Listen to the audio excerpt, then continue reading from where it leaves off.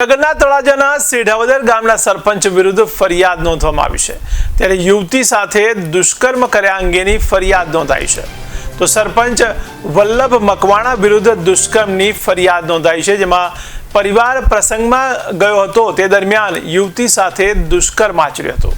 ત્યારે તળાજા હોસ્પિટલ ખાતે યુવતીના ચેકઅપ બાદ ફરિયાદ નોંધવામાં આવી છે। તો દાઠા પોલીસ દ્વારા દુષ્કર્મ આચરનાર સરપંચની ધરપકડ કરવામાં આવી છે।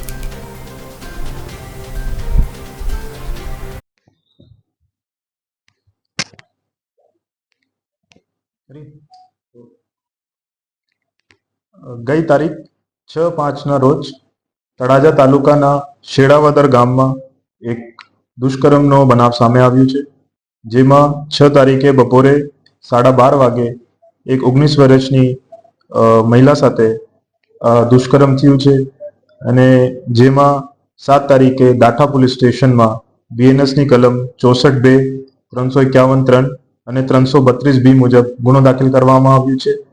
આમાં બનાવની હકીકત આ પ્રકાર છે કે જ્યારે ભોગ બનનાર ઘરે એકલી હતી, બપોરના સમયે આરોપી વલ્લભભાઈ વીરાભાઈ મકવાણા જે શેડાવદર ગામનો છે એ એમના એકલાપણાનો લાભ ઉઠાવીને અને ઘરે જઈ બળજબરી કરી એમની સાથે દુષ્કર્મ આચર્યું છે, જેમાં આરોપીની તારીખ 7ના રોજ ધરપકડ કરવામાં આવી છે અને આગળની તપાસ શરૂ છે।